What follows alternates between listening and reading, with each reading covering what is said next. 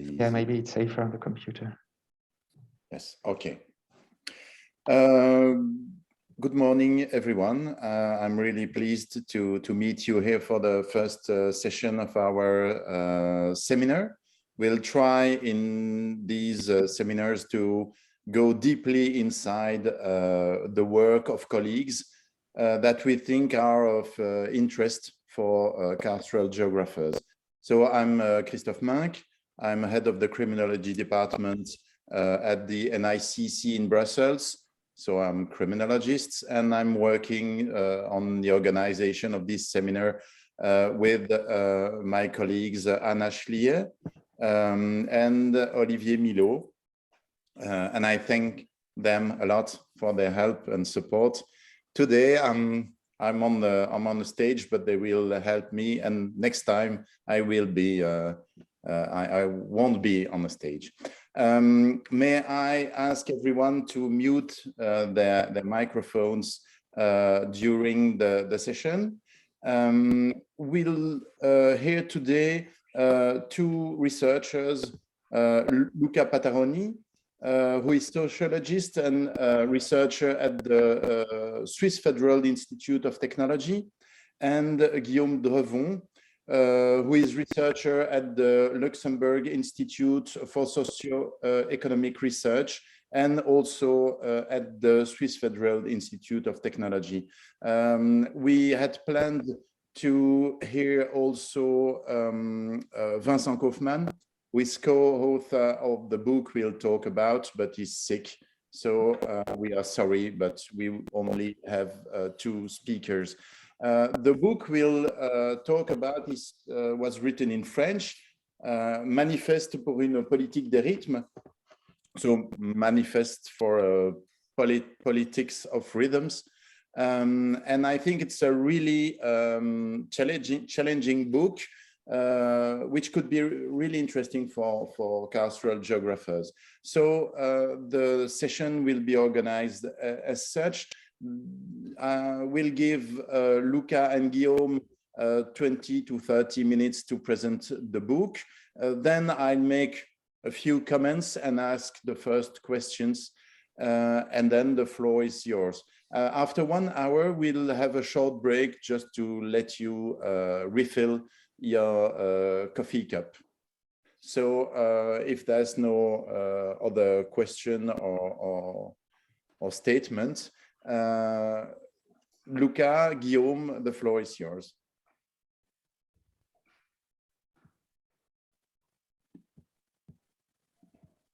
Luca, you are muted. Sorry. Okay, I will start presenting, and then Guillaume will follow on.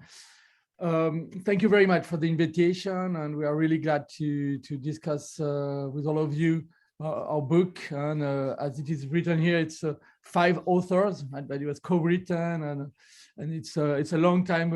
Each of us have been working on the thematic of space and time, and so we decided to gather together to make this kind of manifesto, which is a first step into a broader network of researcher and thinker around rhythmic questions. And we'll try now to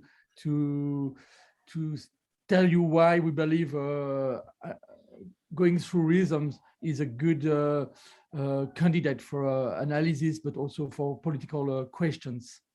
We can move on. It's Guillaume with switching. Yeah. Before entering the book itself, it is a small image done by a PhD student of us, Fiona Del Pupo, who is architect, and we are working also with Guillaume Drevon on a project about domotopy, about the relation to housing. And the idea is to really have a feeling that rhythm is about space and time. And that's a situation we all lived. The 3 first lines, it's 3 days of conferences, going from Geneva to Montpellier, taking the train, sleeping in a small hotel. The second day, I come back to Geneva and have to go to a conference in Lausanne. And the third day, I stay in Geneva and have a meeting in Geneva. And that will be 3 days. And in the last line, of course, it's during confinement, and the 3 days turned into one morning or one afternoon, and I have the 3 conference from my own place. And we felt deeply here that once we lose space, we are like trapped into time. And so rhythm is really about the fact that when you're moving, when you are confronted to other spaces, you have a feeling of alterity. You have also a feeling of the way time goes through, and it's really important to feel time and to feel have a feeling of a life with the other, to be able to change your settings. And that's I think it's an important question that it's also important for to understand what's happening in jail. You can go on. So now let's go back to the book itself. And the first part of the book is really about what we call the rhythmic pathologies of capitalism, where we believe that linked with what Rosa has called an accelerated society, we can have something we call rhythmic pathologies. And pathologies, why? Because if you take from Axel Honneth, he talks about social pathologies. Is the moment for him a social pathology where a form of social development undermine the possibility of self-realization. So we have rhythmic pathologies are forms of rhythmic situation where we are not able to develop ourselves as would be expected. And we call them, and they are linked with the notion of saturation. And as we will see, saturation is a point of shift. You know, it's a moment where you have too much of something. It's something that you need, but there's a point where you have too much, you cannot process it, and as we know, can turn to a first example. We have 4 of them of saturation rhythmic pathologies. The first rhythmic pathology is the one of congestion.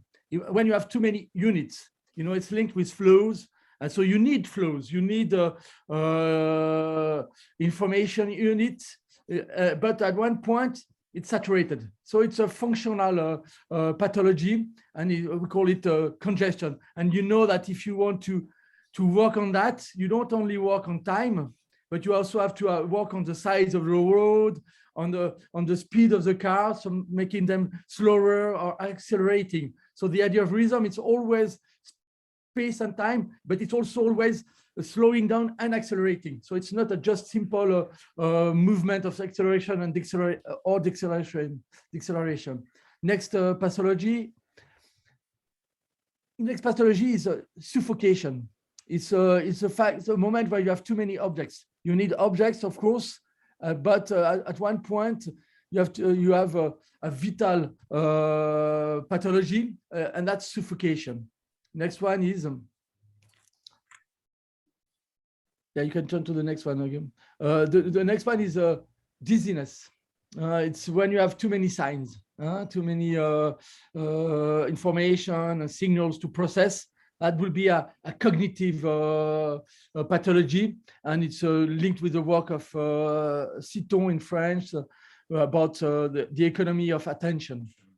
And the last one is a form of pathology that maybe is reuniting the other one. It's exhaustion. It's when you have too many, not only too many objects, too many signs, too many flows, but also too many objectives. And it's linked with also a project-oriented society.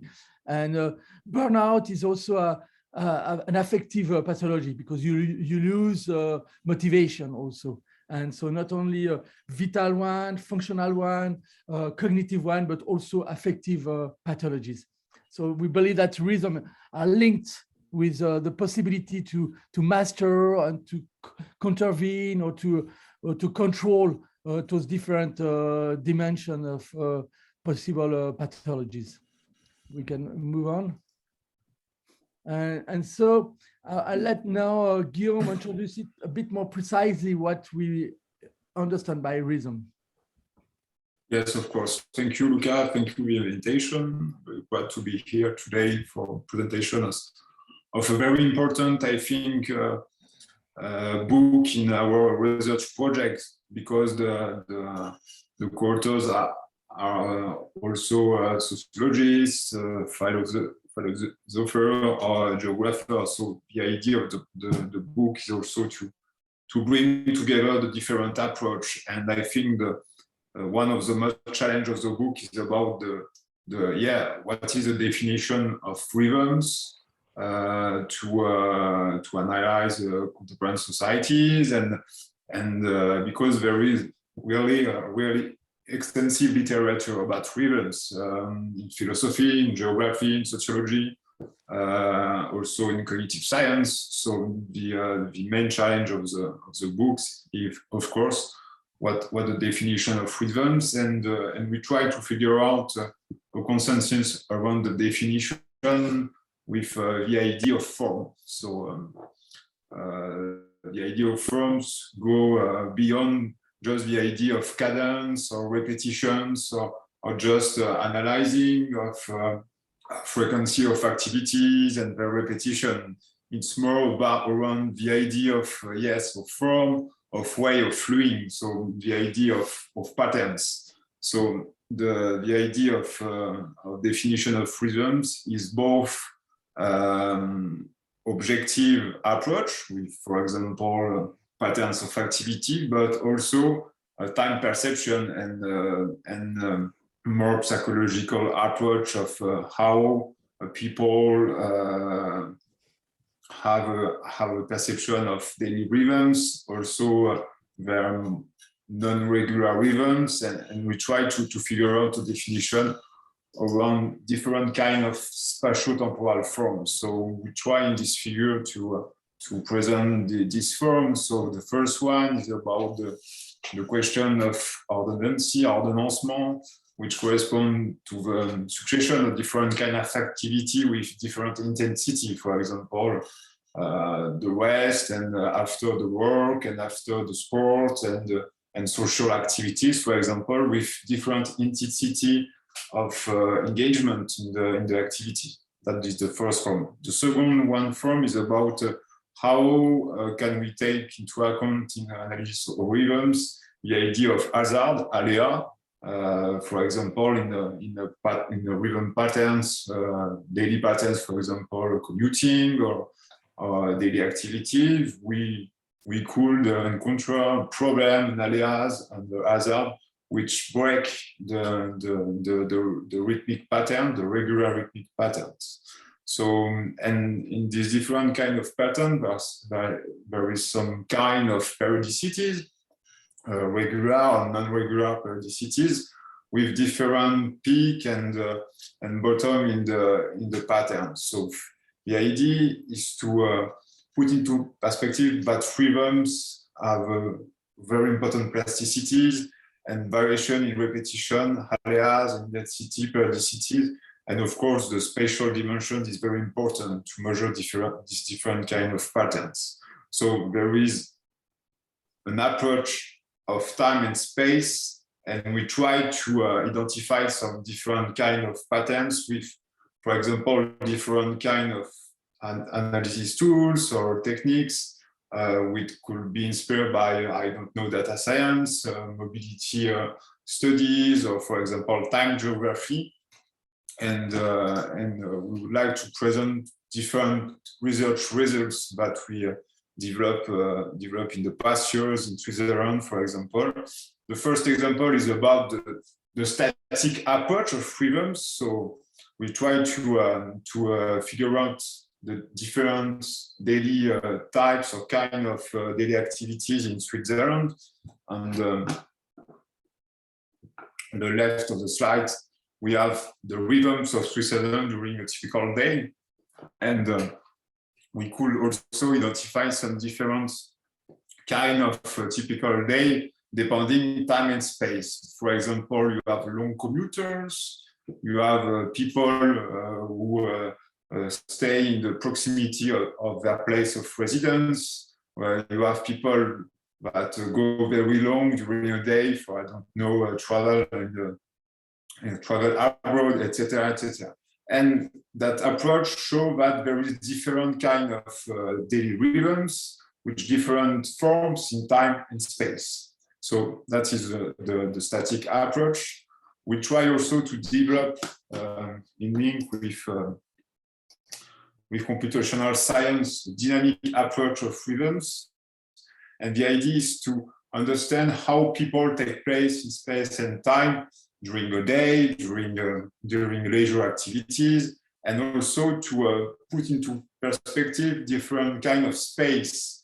For example, in Switzerland, there is a scientific debate around the question of Swiss metropolises area, metropolitan area, and more calm down areas. And with this kind of approach, we could to figure out some different kind of space based on individual rhythms. So that is the approach with data scientists. There is also a last example on I think we are very able to measure regular rhythms or regular patterns of rhythms, but it's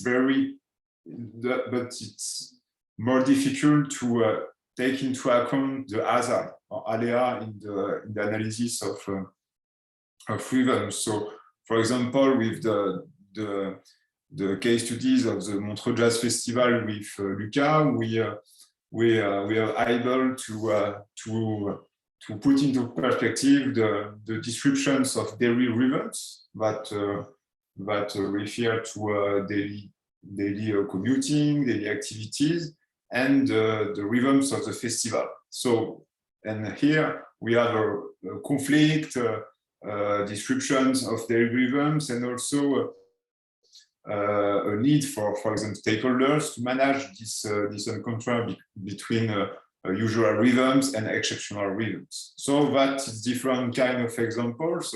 So I think our definition of rhythms is a form in space and time, and with different kind of patterns.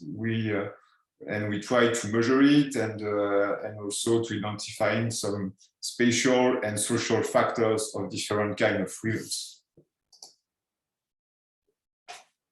I let you the floor, Luca.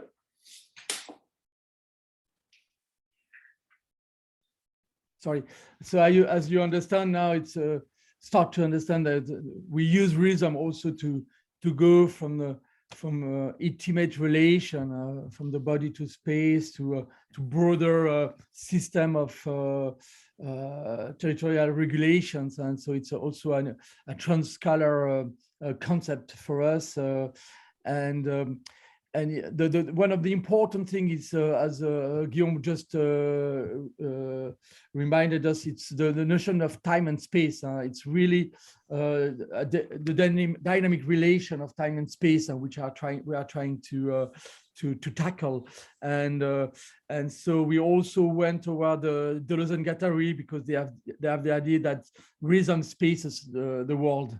So it's really about what they call a ritournelle, and the jingle, and what Guillaume was calling also patterns, and the idea that we have something that unify heterogeneous milieu of the living. And so there is something about how one person's life evolves in time and space, and how it can be composed with other forms of living. And core to that for us was the work of Roland Barthes, the French philosopher, with the idea of idiorism, and for him, rhythm is a territory, and more fundamentally, autonomy is a territory. It's not only being free of dependency, but it's also having the possibility to develop one's own rule, one's own territory in time and space. So there's a timing and a spatialization of the way we live, and autonomy is a possibility to determine our own spatialization and timing, and so it's it's an important aspect because that possibility of ideorhythmy is linked with the institution and with the way we can compose with other. And next slides. For Roland Barthes, he says, I go to the window and I look at the window and I see a mother, a woman, and she's holding a child by the hand. And well, it's not like in the picture. And she's going fast and pulling his children by the hand, imposing her rhythm. And he says that's the premises of power. And so it's really an idea of to look at power not only as something international, but also the complex operation of the way we can impose our way of life or rhythm to other. And you can shift, yeah. And for him, the possibility of idealism, it's a fantasy. He says a dream for Barthes, the possibility of an ideorhythmic community.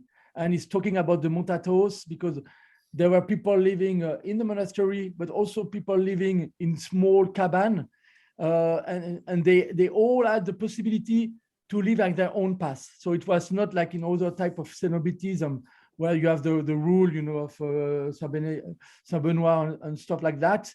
It's really the possibility in that old Orthodox tradition to go at your own rhythm and being together without being on a common rhythm. And so it's and it has to do also with the possibility of withdrawing and the way the collective life impose on yourself.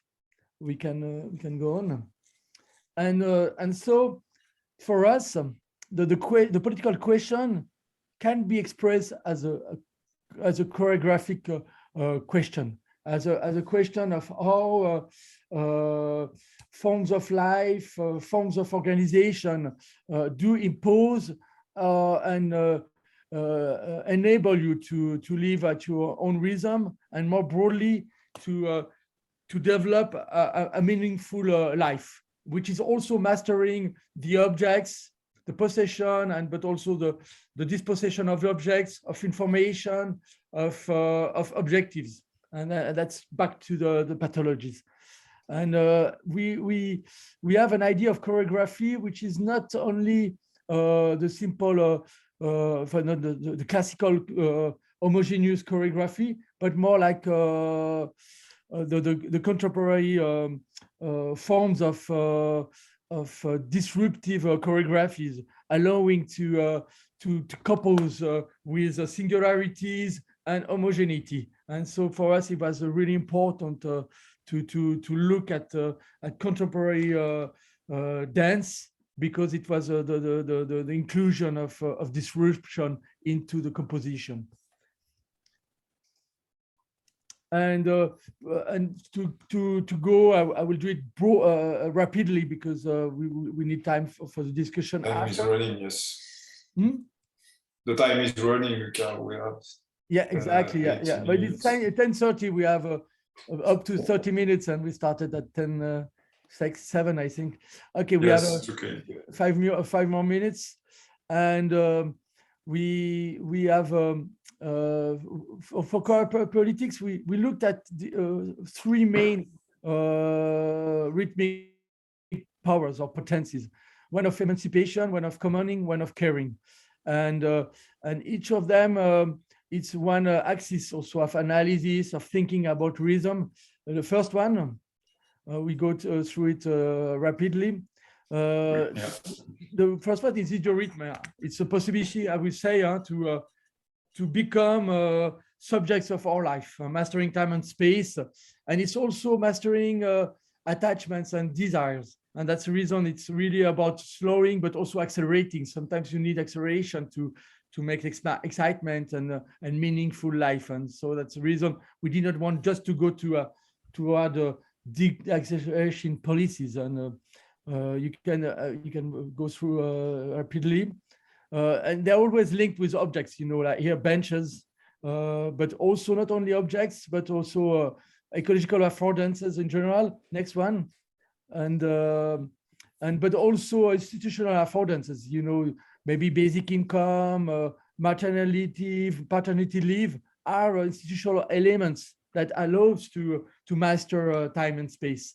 And so it's really about ecological and institutional dimension, and also fighting together to be able to make a life milieu, which is also a possibility of collective individualism.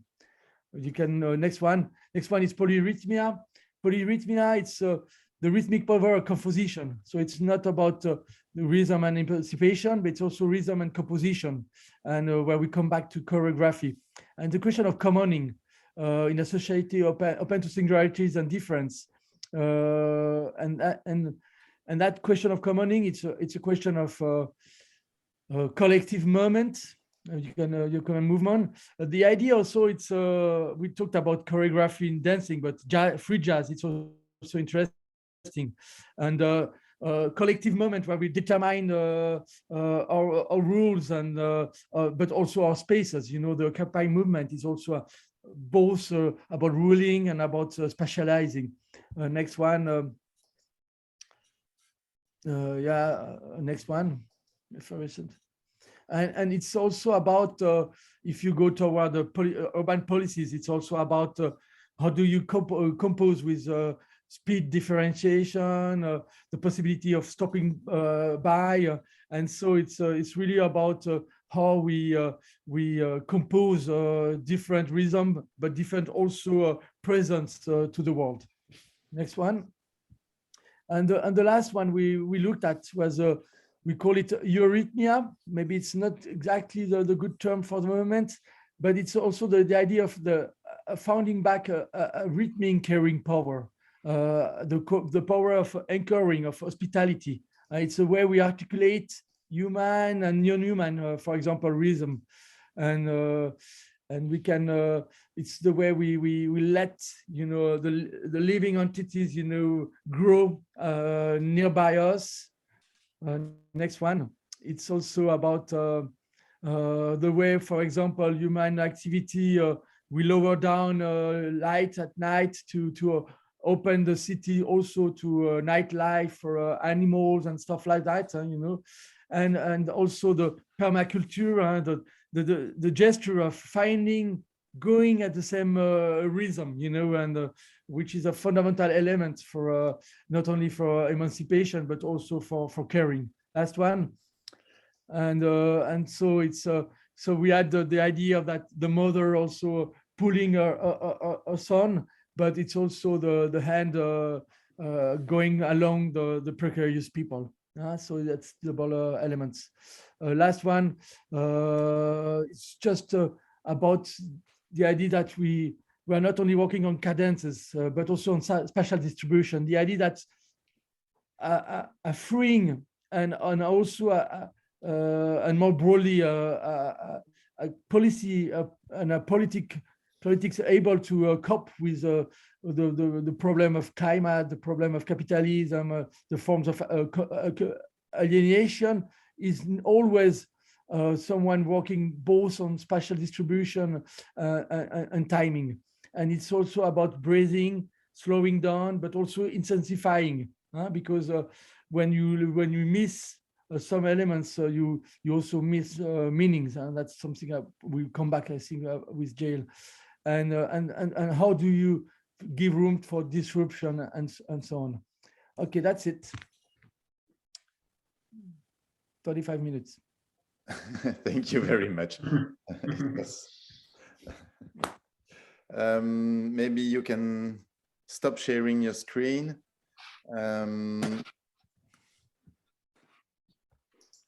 I'll just try now to sketch some thoughts about your work and explaining why I think this is quite interesting for carceral geographers. So yeah, I'm just looking for my notes. Okay, here they are. I think that one of the first points that was really interesting in your work is the fact that one of the key concepts of the book is the concept of saturation. It's defined somewhere in the book as what comes on top and prevents change. So saturation is something like something that occurs and prevents other things to occur. And this made me think a lot about prison and carceral spaces, mainly because I think that in the overcrowded prison, the problems linked to the overcrowding comes on top and prevent any reform of the prison, any change in the functioning of the prison, any just experience any initiatives, personal initiatives to change the way people live inside the prison. In Belgium, a man who's head of one of our oldest prison said, yeah, overcrowding is really good for prison because it prevents us from having to think about what prison could be. So I think that the concept of saturation is really interesting for carceral geographies. And in the book, you identify 4 forms of saturation.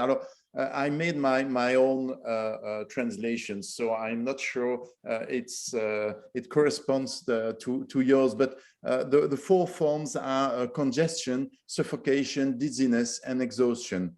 And I think that we could use this to reconsider the pains of imprisonment. And the pains of imprisonment is a very classical approach of the prison. But I think that using these 4 forms of saturation could help us to view things under another angle. For instance, congestion, by this means that flows cannot occur in a space because they are too intense. But what's really interesting in prison is that the space has been conceived to prevent flows, and that the problem of congestion inside the prison prevents from positive circulations, for instance, prevents the people to make social contacts, to develop educational projects, access to culture, and so on. So I think that congestion could be really interesting for the ones who are studying carceral spaces. Suffocation, in my opinion, due to the overcrowding, prevents from leaving spaces to individuals or collective for an appropriation. It's quite a common how do you say this? It's quite common to see that in the prison there is a lack of appropriation of the space. The space is really overused, and I think that suffocation can help us to put words on this. Dizziness, in my opinion, in a prison environment can result from a too intense flow of attentional demands, maybe not, but these demands which can occur in a prison through the noises, the constant presence of other inmates in a direct environment as a result of overcrowding. And I think it prevents the inmates to be able to pay attention to positive solicitation. We are demanding them to pay attention to. So it's quite interesting to help us to put words on the prison situation. And exhaustion maybe would be more adequate to describe the situation of the prison staff, which is quite exhausted by this environment, and not really by a too heavy rhythm, or maybe exhausted by inappropriate rhythm due to the collision between a certain space and the use of this space. The book also draws the attention on the multiplicity of rhythms.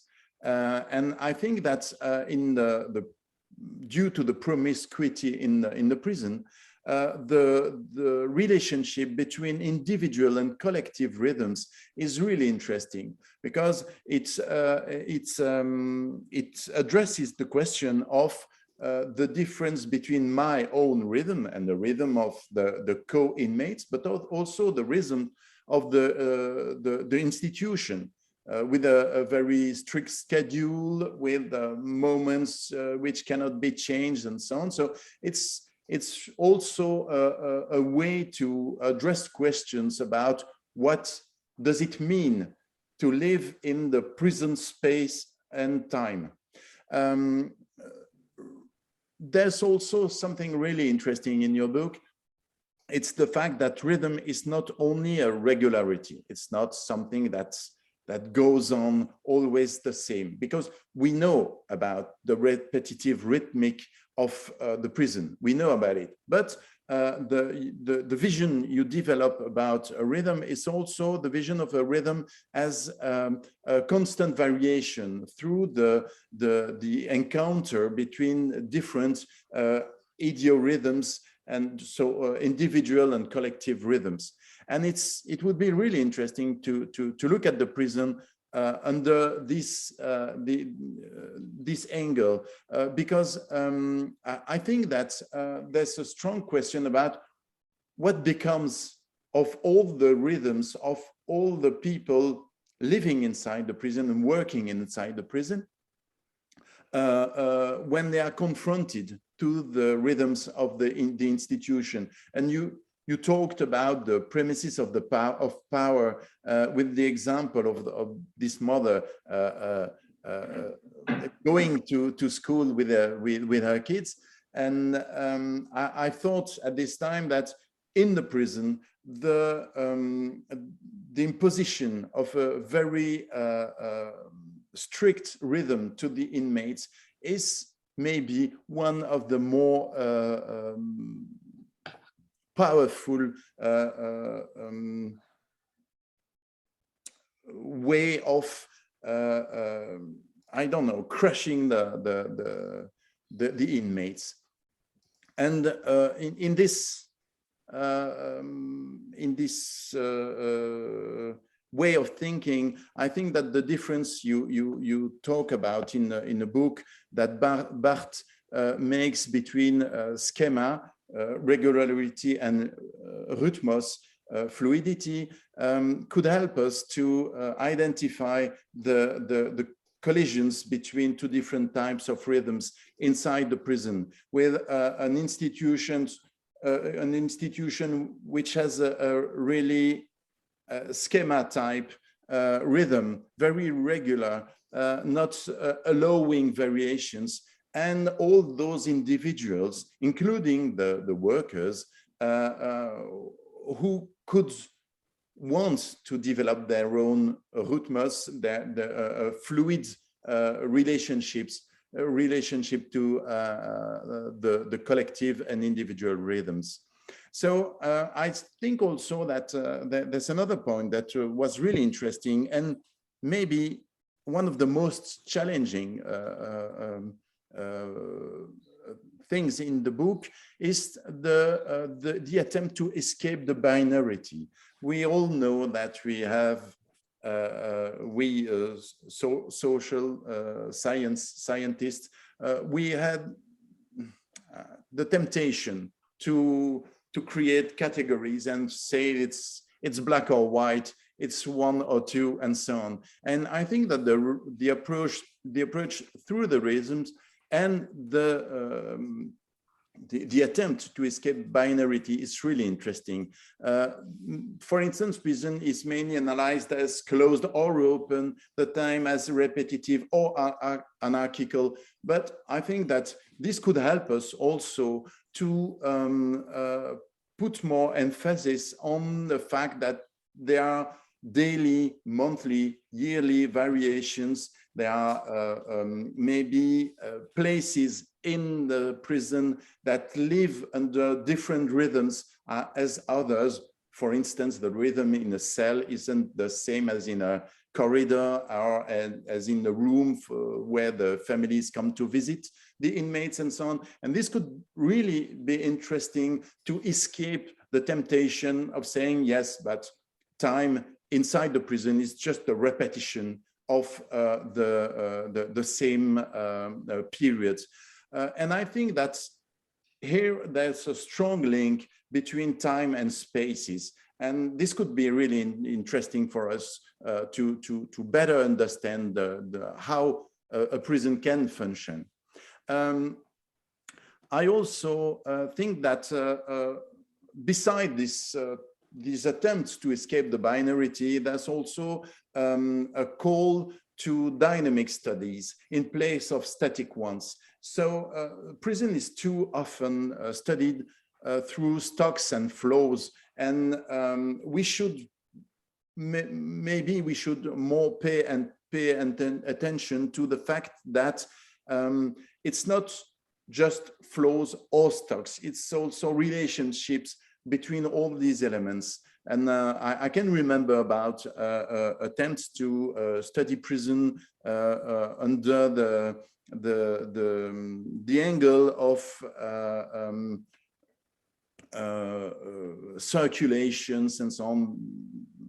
For instance, the work of Nick Gill, and I think this should encourage us to go further in this direction. Maybe the last concept that is really challenging is the central concept of choreopolitics, a politics of choreography. Maybe we should see the prison as one of the social territories dedicated, institutionally dedicated to specific rhythms. And we could consider the resistance of the individuals that are brought into or who come to work into this space. And this could also be really challenging, I think. And I will end my general comments also by stressing on the fact that your book is deeply interdisciplinary. And I think this is really interesting for a field as ours that is thought from the beginning as interdisciplinary. And it shows how philosophers, geographers, sociologists can work together to think about social realities, institutions, and so on. So yes, that's it for my general comments. And I will address you, I will ask you maybe 3 questions to begin with the question time. The first question is about the paradoxical situation of the carceral saturation, because in the prison, flows are too intense, but they are too intense for a space which is specifically organized to prevent flows. So it's quite an artificial intensity. Suffocation is a daily reality, but if you expand the carceral spaces, you don't solve the problems, because we have seen many times that more room, more prison spaces leads to more inmates. So it's quite we are quite stuck in this situation of suffocation. Dizziness can result from the carceral experience, but it's mainly an internal problem, in my opinion, and not due to attentional demands from the outside, which are blocked. And I think that maybe this is also something specific to the prison. The constant noise from the building, from the other inmates in a small cell and so on. This can cause dizziness, but is it the same dizziness? Well, it's an open question. I don't know if you have any answer, but And exhaustion is certainly a reality for people living in the prison, but for the inmates, it's not due to the openness to an infinity of attention demands, but more to the poor environment and the promiscuity. So my question is, do you think your reflection only aims at capitalistic rhythm pathologies? In other words, has every environment, every era, its own rhythm pathologies? And if so, could we say that human beings and societies have stable rhythmic needs that should be considered in any context, including the prison? So maybe would your manifest be some kind of a specific approach of a more general problem? Second question, shorter. Your book focuses on the rhythm pathologies of our times, which means a series of mechanisms that lead us to a saturation situation. And the prison in its classical vision is seen as overcrowded space and empty time. How do you articulate the saturation experienced by some population and the void experienced by others? I mean that you talk a little bit about it in your book, and I think that's a key question for carceral geographers. We all know that some people are dumped with demands, are totally saturated, but the people living inside the prison are maybe in the void, just experiencing the absence of stimulation or for the least of positive stimulation. So in the classic vision of the prison, they are just put there to rot. And this reminds us of one of the main functions of the prison, which is just to stock people for a few years. So how could we envision this through your theories? And third question and last question, since a few years, we are collectively working on a reflection on the carceral, and we try to define what it might be. And it's really difficult because it's not only the prison. And do you think that rhythms could help us to define some objects, in the sense that we could define as one unique object things that are apparently different, but that share a common relationship to rhythms? So could only the rhythm make some form of unity between apparently different social phenomena, institutions, and so on? So would you have an example of such objects? Should we use the rhythms as a single or overarching analyzer? Or should it, in your opinion, just be one of the approaches of the social? Yes, I've talked too much, so I leave you to the answers, and then welcome everyone to ask questions. Thank you.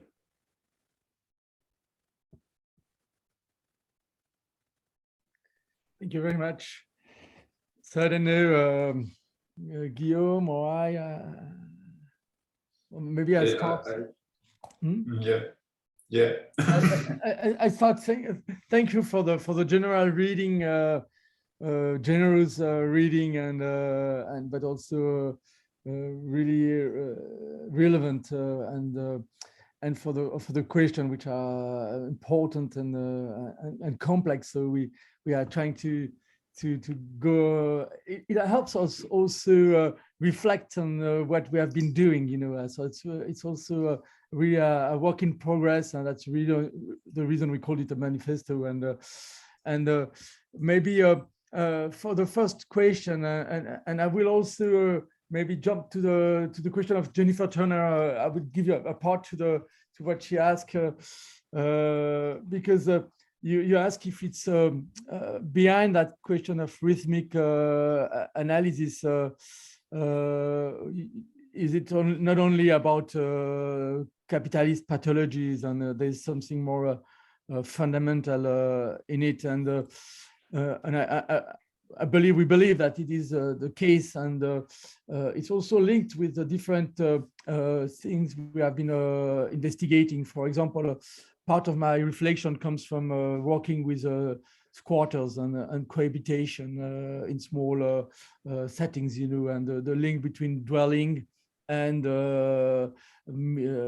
activism, and so how do you live with other people while also fighting for something, and other in the group have been working with mobility and along also with the work of Creswell, and Guillaume will tell us also a little bit what he's been doing. And if I say that, it's because what's really fundamental, and it's linked with the relation to for me to idealism, and that's the question of as we were suggesting, the question of autonomy, and with the idea that it's more fundamentally the possibility for each person individually and collectively, because it's always in a complex relation between the individual and the collective life, to master his way of life, his form of living. And it's really about it has to do with dwelling, with the possibility of having the form of life and having the form of presence in the world, which is sufficient enough to feel able to confront to other, and to have a matin soir, we say in French, to have what we'll call the confidence, also self-confidence in the work of Honnête, and so it's really about I would say that the idea that idealism as a fundamental possibility of dwelling is about possessing things and appropriating things, and the possibility of not only to have the thing, but to master them. And the thing we possess, it's really about mastering and functional elements in our life, in our everyday life, objects, informations, but also objectives, you know, the projects, desires. And if I go back to that, it's because I believe that in jail, it's really about the problem of being able to have a control, and to have the possession or the access and the control to the different elements we were looking at through pathologies. So it's not only about having too much, but it's also having not enough. It's so maybe being suffocated, or being controlled in the rhythm of the time, but also lacking objectives, or lacking outside informations. And so we always have this double dimension. It's accumulation. There's the over presence of all those different elements, objects, flows, signals, and stuff like that. But there's also the question of under saturation, and not enough to make meaning, not enough to feel at ease, not enough to have a practical life. And for me, what was very disturbing when I was working also on dwelling, and it's high security jails, you know, the jails where you cannot even control the moment you turn in and off the light, when you turn in and off the shower, you know, and that's a dispossession from the possibility of controlling. So it's not that you don't have a shower, but you cannot even control the moment where you take the shower, and I think that's and then it will be linked to the different pathologies. It will be also a way to differentiate of different forms of precarities, of problematic situation. And we can draw parallels between a jail situation, and I think it will change from jail to jail, because there are jails that are attempting to give more heroism than other. But also with what I was showing at the beginning of the presentation about the situation in confinement.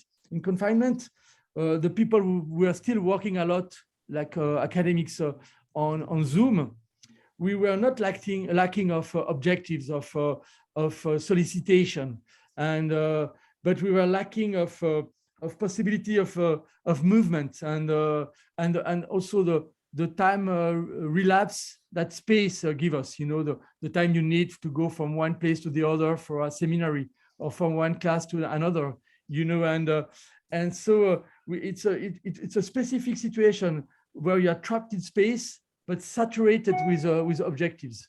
And I think it's quite different of the way where you are trapped in space, like in jail, but without any objectives. And so we can start to but it's really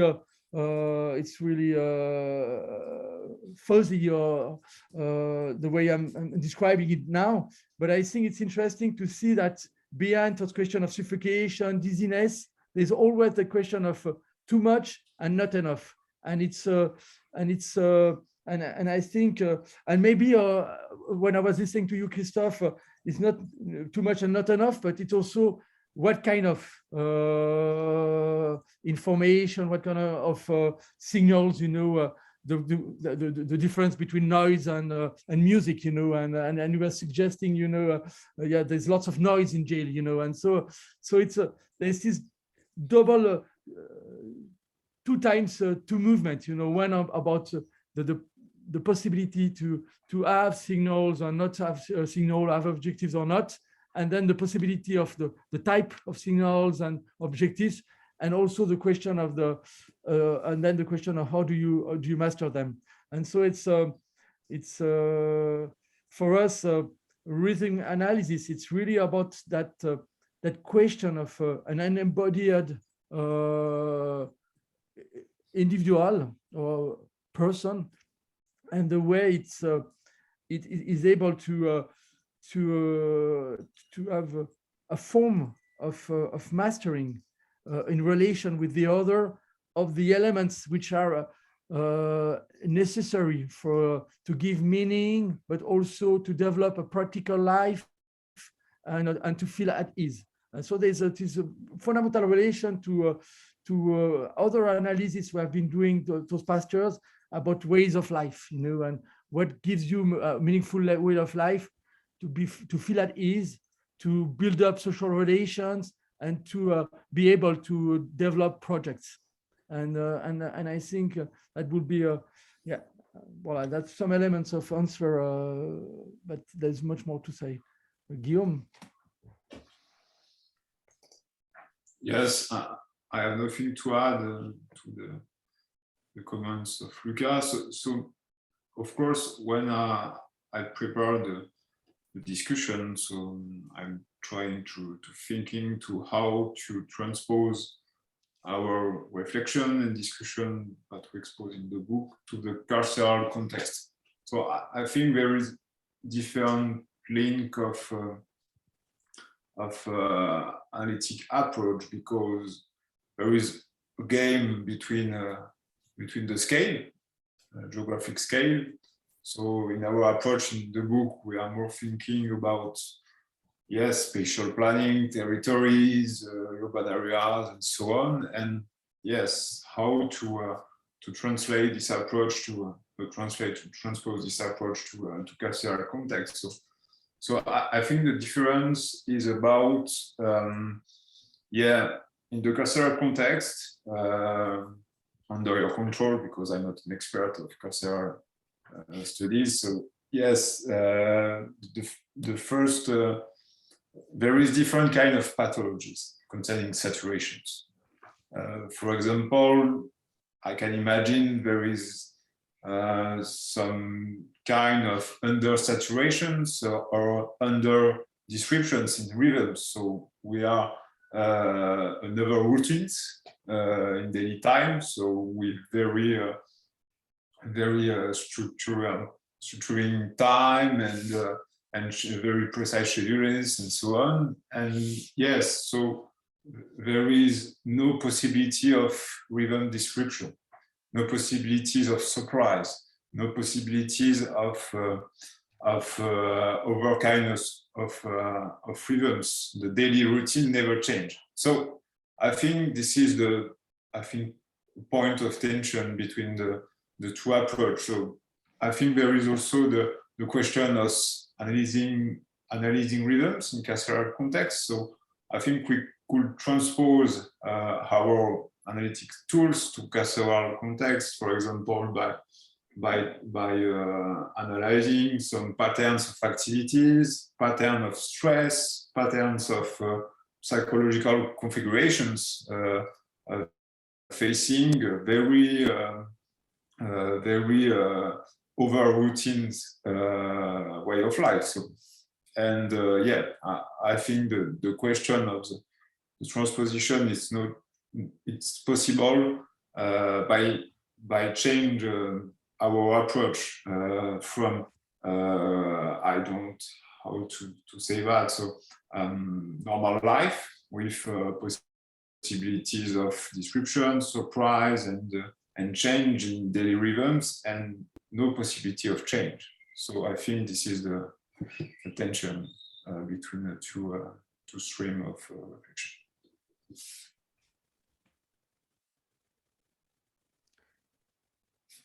Thank you very much. I suggest that we have a 5-minute break now, and then we can move on to the questions that were asked through the chat. And I'll give the word to Jen and Bruce to ask their own questions. So it's now 7 past, so let's meet at 12:13. Something like that. Okay? See you.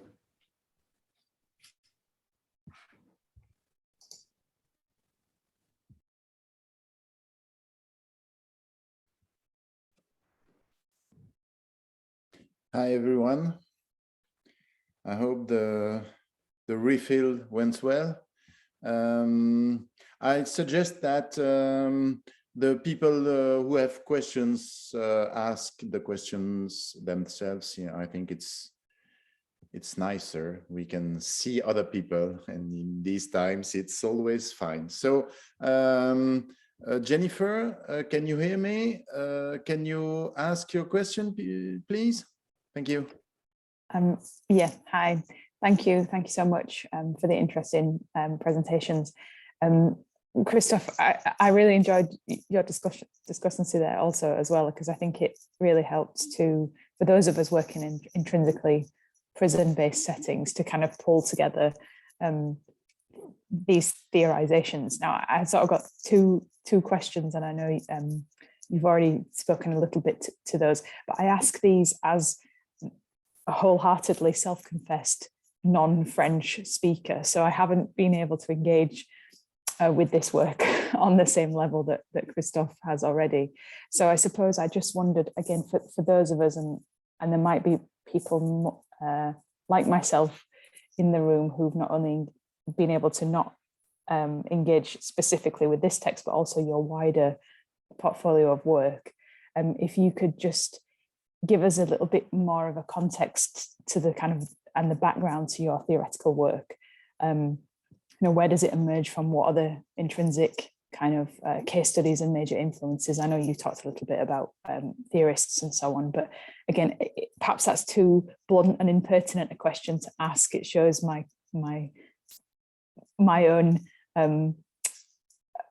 sort of lack of familiarity with this body of work. So I'm asking on behalf of all those people who might be too shy to ask that question.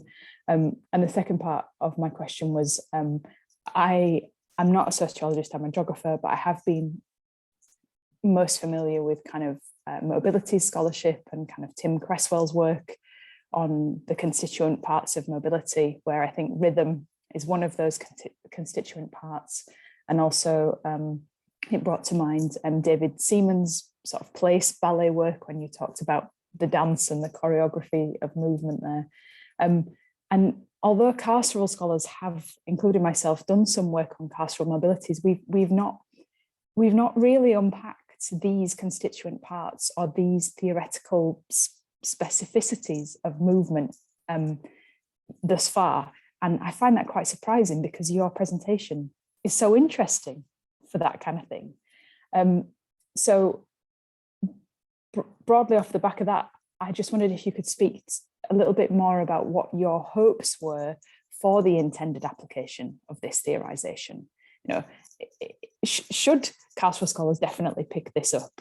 Could it be applied in other settings? You know, what should we take from this as your kind of big skies dream for this theorization? So I hope the questions are not too impertinent, but I look forward to your answer. And I will turn my camera off because my bandwidth is awful. So thank you so much.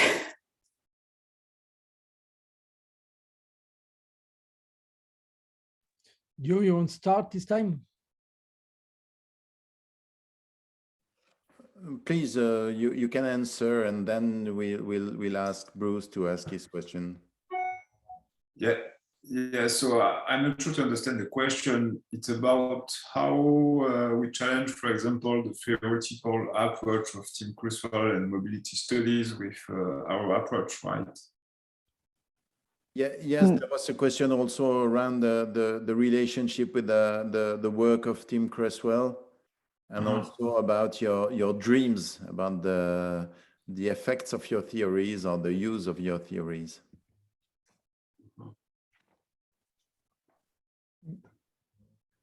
Seems to be a tricky question. Yes, yes, it's a good question. So yeah, I'll try to.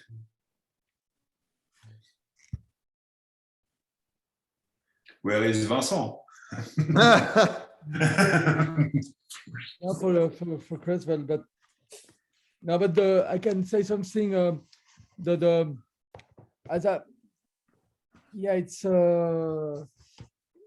It's many-folded because we are 5 authors, and in a certain way, each of us have different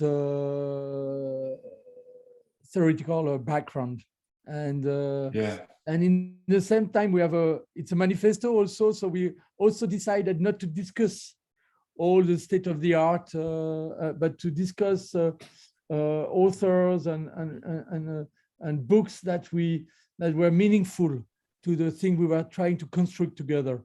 And we already started working on saturation because we edited a book on that, and then Guillaume Drevon and Luc Zwadzinski edited a book on chronotopia, and as I was saying, I come also to that through cohabitation, you know, housing questions and dwelling. And my background, for example, is French pragmatic sociology. So I've been working with Luc Boltanski and Laurent Thévenot in France, in Paris, but we in a certain way we all share some kind of pragmatic turn, in the sense where we are really attentive to processual and relational dimension of action, and really to look at to diversify the logics of action, and to understand the different ways of people of engaging, and to really also link our analysis to the spatial dimension, and that's probably what reunited us all. And also Manola, who is philosopher, she's been working a lot on Deleuze and Guattari, and with that attention to space also, and theories. So that's really about embodied and dynamic analysis of spatial situation, and the idea was to be able to move from very micro situation to macro, to micro to macro situation, and then to really go through it was different level of analysis and without jumping, you know, and it is a transcalar analysis, and for us, rhythm was a good candidate for that. And it's true that in the French debate, I wrote rhythm, and we were talking about Benveniste, but there's also Souberan. There's a whole bunch of authors that went back to that idea that that rhythm is fluctuation, and that rhythm is form, and that was important. It was an important turn also in the French tradition, but more broadly, I think, in the people looking at time and space, and that's something that was really also important. We have a network about rhythmic questions also, which is ongoing, and so it's there's an attempt to try to bring forth to the fore interdisciplinary approaches, and also confront a epistemological tradition around that question of rhythm. So it's a complex question to answer, as it is in itself an attempt to have a convergence, or to build up some common conceptualization among people who also look at different case studies, who have different theoretical background, and but I think yeah, go ahead. I think I understand more the question with Olivier's precision. So I think we are not, for example, in the mobility terms with a post-structural approach. On the contrary, I think the influence, in any case, the tradition that we use is both in time geography, with the idea of choreographies or daily choreographies, geography of geovisation too, with meeting with sociology, and of course experience of time, and also philosophy. So I think we are no close to, for example, Tim Criswell approach and mobility terms. Maybe we are closer, for example, I think, to a Sigmund Bauman approach with liquid modernity. I think the main hope of our theoretical approach is about sustainable rhythms. The idea of to deal or to cope the future challenge of rapid environmental changes and global warming and so on. Our idea, our hope is how new choreographies of life, choreographies of cities, could potentially have an impact on the reduction of rhythms of human metabolism, for example, of overconsumption of energy. And the idea is less impact on territories, and also a reinforcement of quality of life and well-being. I think the hope is here. No, in the theoretical improvement of mobility terms of over theory. So I think, for example, one of the critiques of the book from my colleagues in what about Lucien Lefebvre, Henri Lefebvre in your approach? What about rhythm analysis? So I think we don't use really rhythm analysis. We're more in the experience of time, and also how to measure rhythms and these daily choreographies, I think. I'm sorry, I'm sick too, and I try to focus on the question. So don't be sorry. The questions are also in the chat, so if you want to have a look at it, if it's easier, yes, that's good. I just wanted to add something. I think that your book, and I didn't mention it, is clearly a manifest. It means that it's short and it has it focuses on some questions and it promotes a point of view. And I think that one of the interests of such a book is that we go out from the traditional totally closed text with references everywhere, and everything is quite so perfect that you couldn't not break it, but open it and use it differently. And so, in my opinion, this book is just a call for further reflections. And I feel personally totally free to use it as an inspiration. I will cite it, sure. But it's also for me an opening, the opening of a door, more than something that's really closed and very perfectly finished. It's more like an invitation. But I've spoken too much, and now I think it's time for the question of Bruce. Bruce, can you ask your question, please? Yes, thank you very much for this. That's exactly what I felt through the whole presentation. Immediately, I was making connections to different components of my work.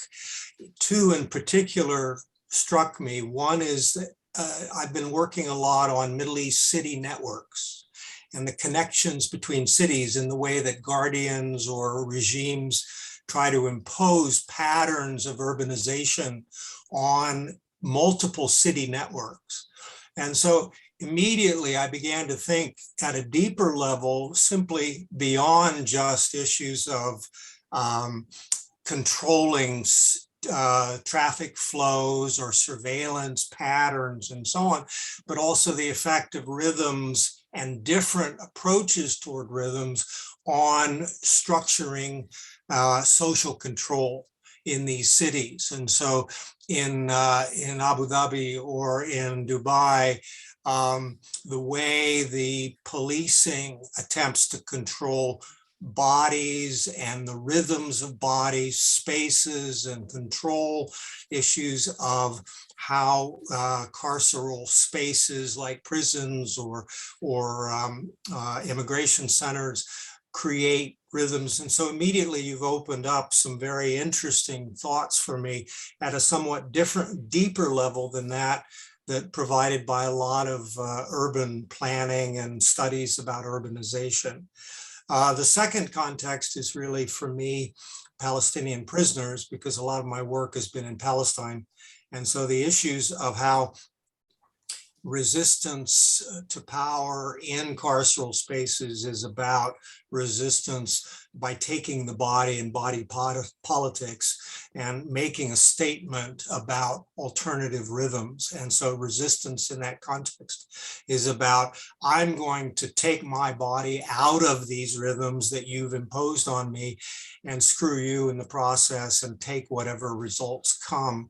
And it's a way of affirming an alternative rhythmic framework. Finally, just briefly, I've been doing work on colonialization or coloniality in empires and human rights issues. And indigenous peoples are constantly making that claim about I've lost all of my life rhythms that I had in my society, and you've taken all of those away. Achille Mbembe raises this issue as well. Glissant on the Caribbean, starting from the abyss of no rhythms and how one rebuilds one's community on the basis of that. So thank you all very much. A lot of good food for thought. Thank you, Bruce. Thank you very much. It's really exciting to be discussing with all of you, starting also from what you just said, about the comparison with city systems and carceral systems, and then the very acute remarks on the Palestinian prisoners. I can keep on the debate with you, but also pointing again another element of the answer to Anna, and it's the fact that we all came the five of us from urban studies in a broader way, and we all were trying to think and thicken the analysis of our urban studies, and in the relation with in the relation between difference and the common, and the expression, and many of us, and especially Guillaume, but Luc Gwadzinski, they were also engaged for 10, 20 years on temporal policies, and they had these temporal offices for urban policies. They make Bureau du temps, they said in French, and it was also happening in Italy. And there was this official, administrative institution, and Luc was part also of the setting off of the first one. And after working for many years on time policies,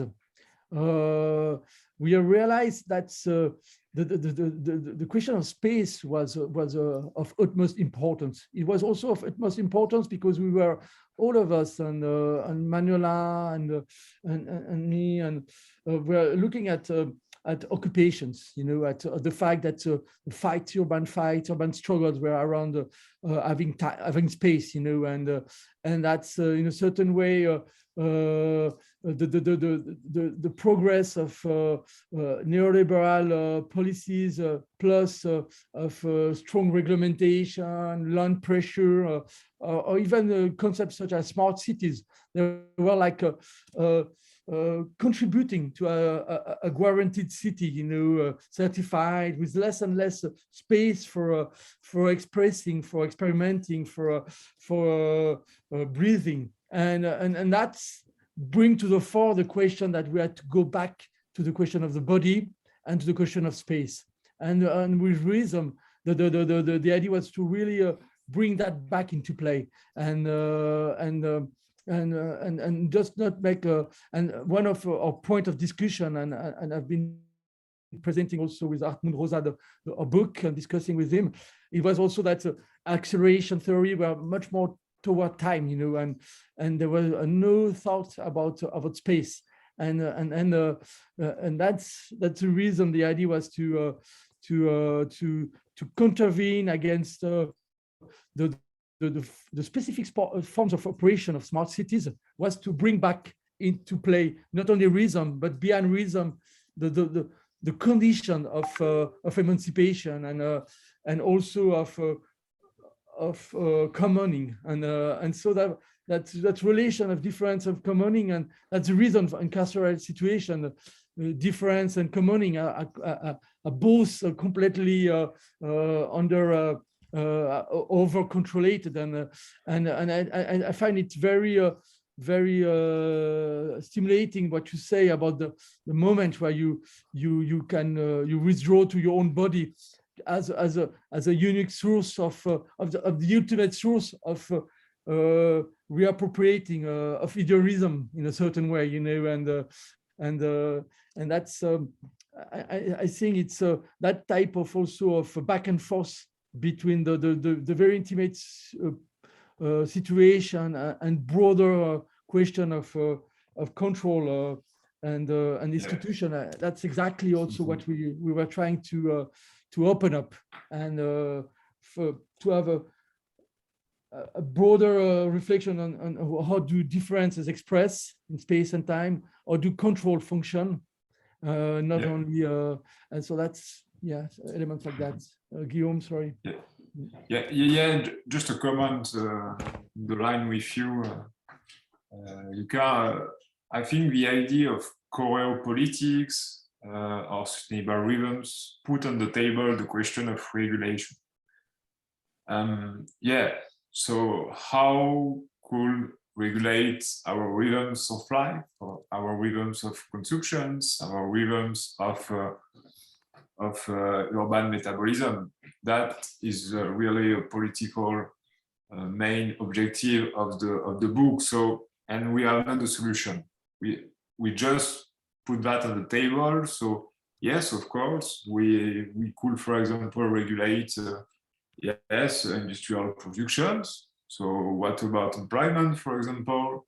We could, for example, regulate congestion and traffic. So how poor people could go to the work without car, for example, that's very complex. And I think the next step for our reflection, our discussion is how to not just regulate or calm down or just limiting rhythm. The question is how to figure out the best choreography. So, for example, I say an example, for example, around the mobility. That is my field of expertise. The question is, for example, during the week, you can use if you use just a bicycle for commuting, you could during the weekend use, for example, your car, and have the good choreographies to have a, I don't know how do you say that in English, the compensation, to figure out the good choreography, to regulate rhythms and have a lower impact on the environment and the consumption of energy. So that is the question, for example, engineer colleagues at EPFL who have the technologies and the sensors and the materials to figure out some technological solution, but also how to regulate lifestyles. So this is the tension of our books. Thank you very much. Take your pills. Maybe I can ask one more question. I think that's one thing that's very interesting in your book is that you criticize the absorption of the individuals into the statistics. You see that it tends to hide situations that would be too exceptional. And so you criticize the focus on peak hours or the day versus the night, which is less analyzed and so on. But could you tell us more about the methods you would use for this, for instance, to link the statistics with the individual motivations? I mean, we are working on prison. I don't think you know precisely this kind of world, but I think that on a methodological level, it could be really useful to hear you about the way you are studying this, so that we could figure out what could be adapted to the prison world.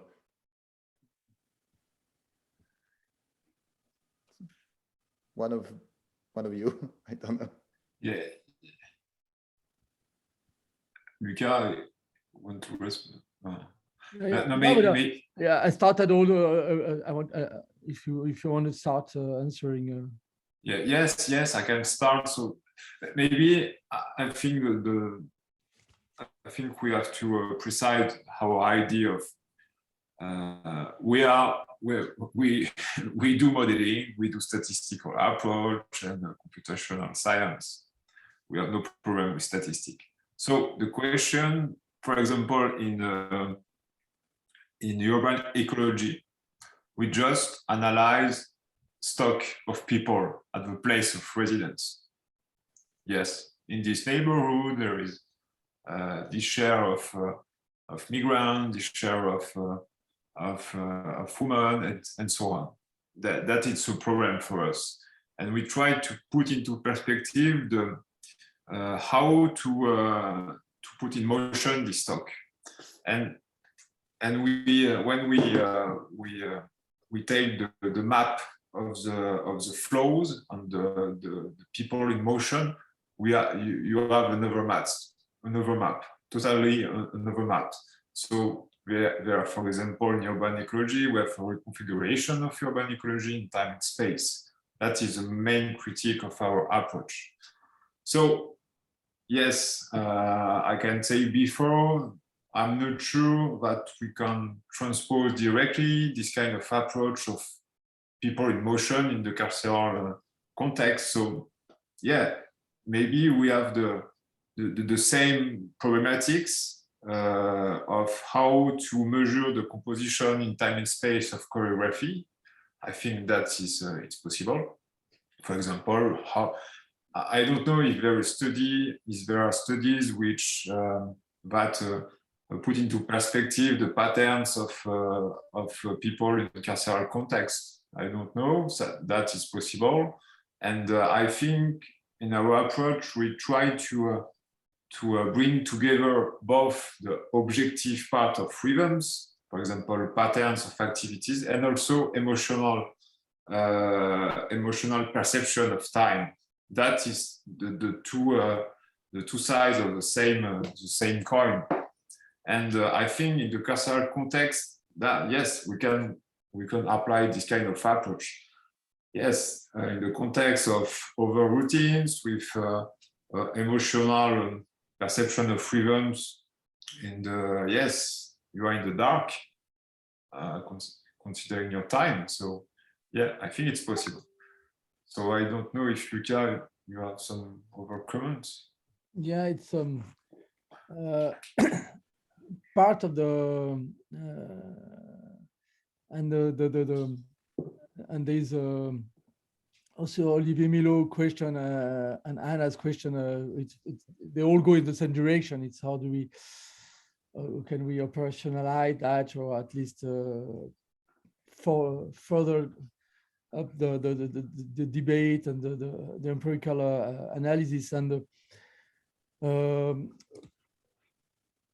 as a part of it is what also Guillaume was saying, you know, and about just trying to really understand the actual flows and moments where are people at what moment in the distribution of prisoners and guardians at different moments of the time, you know, and it's really the pictures that he was showing, you know, about the Swiss rhythm.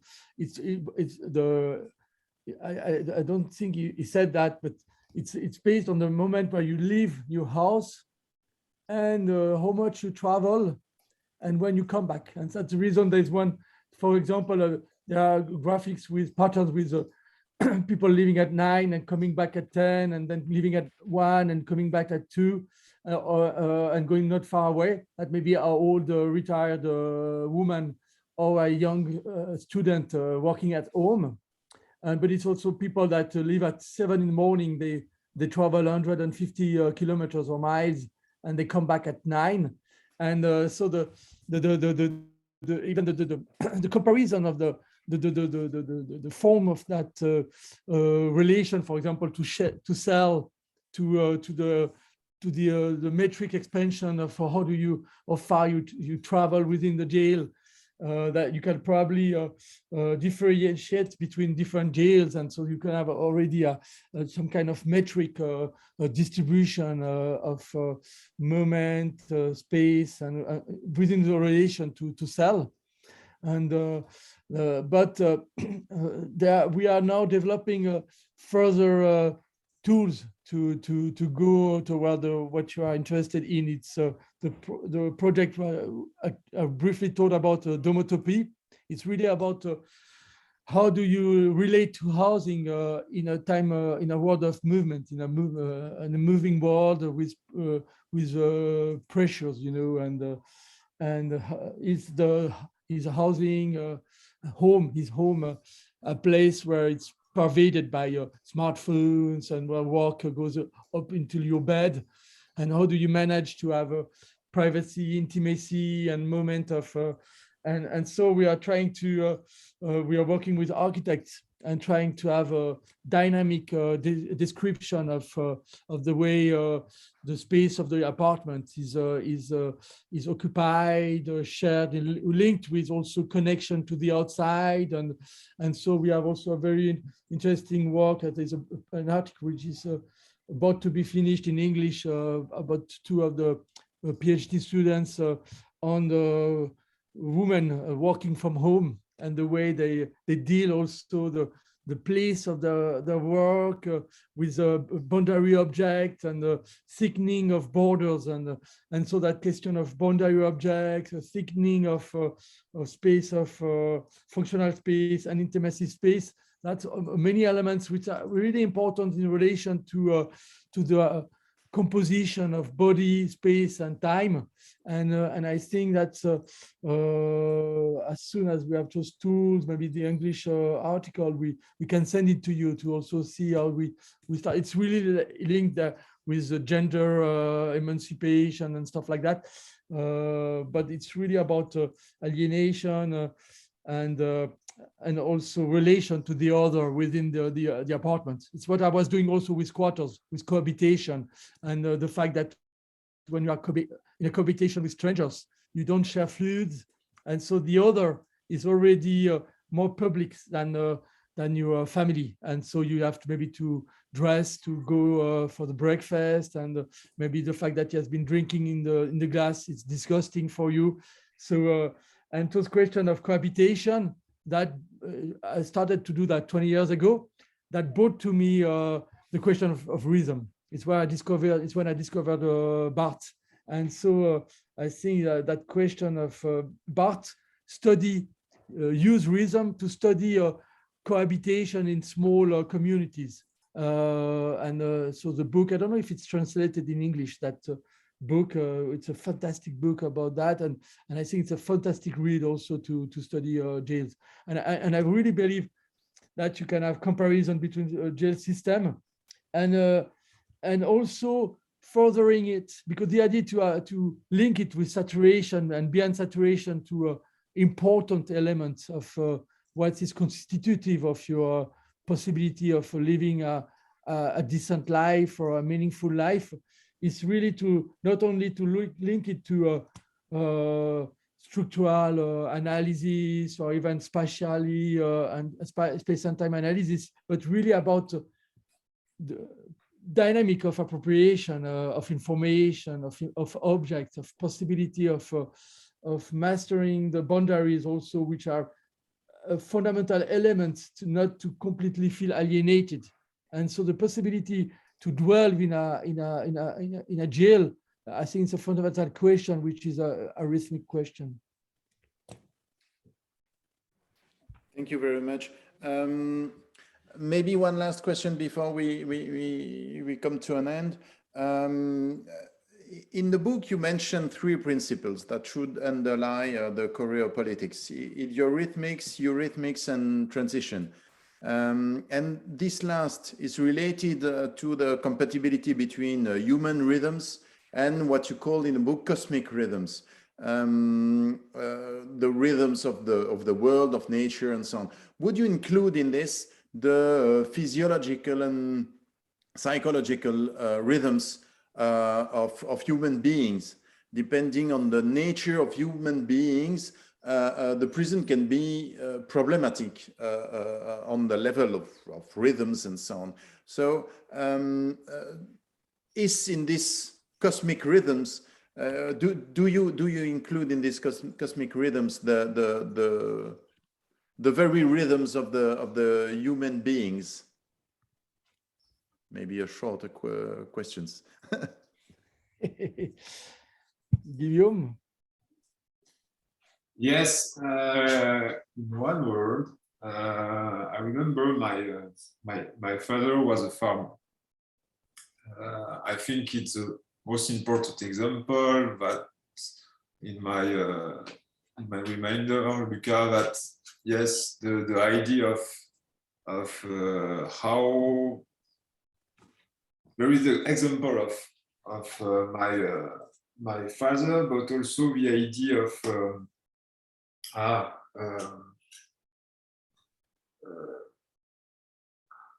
Zimmel and the city life, that explain in this first books the question of how technologies have separated human than nature, because light, artificial light, and so on. And I remember my father that who was scheduled by, yes, the circadian circle, the sun, the season, and so on. And I think one of the more important pathologies in our contemporary societies is, yes, the problem of regulation of our activities, just depending of technologies. No the sun, no the season, no the cosmic or cosmos. And I think if we find a way that we take into account in our daily activities this different natural cycle and cosmic cycle, we regulate our rhythms, and we find a way to calm down and slow down in our daily activities. That is, I think, a good approach to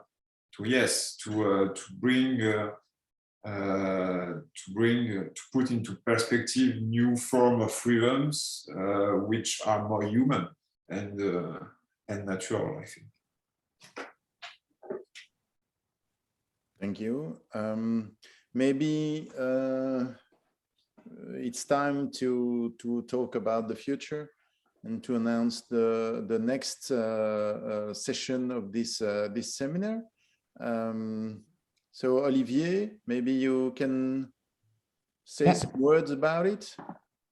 Yeah, sure. But first, so thank you very much for the presentation to Luca and Guillaume, and especially to Guillaume, who is sick today. So thank you very much. It was very interesting. Next time we will have 3 guests. So normally I shared my screen, and you can see the book of Marie Morel, Frédéric Lemarcy, and Julia Hornberger about confinement, punishment, and prisons in Africa.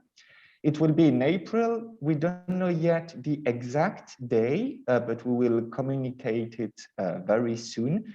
And the idea was to, so today we have a very interesting talk with the thematic of rhythm. And so next time in April, we will focus on Africa to think a little bit more about what is the carceral with the various African experiences. So that is the program for the next seminar in April. Thank you very much.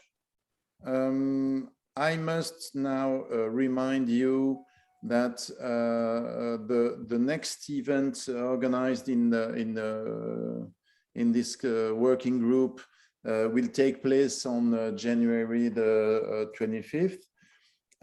So please save the date. Okay, to end this discussion, I would like to thank the 2 colleagues who came here on distance to expose their work, and who accepted to discuss it with us. It was really interesting, and I hope this can help to cross the border between languages. I've read that there's maybe a project of translation and publication in English. And I think it would be really nice, because we need, I think, those kind of bridges between cultures and between theoretical environments. So yes, again, thank you very much. And thanks to all the participants who asked questions and shared their thoughts with us. Thank you, Olivier and Anna. So see you on the next event. Thank you very much for the great discussion. It's really precious to have such an audience. Thank you very much. Yes. Thanks, everyone.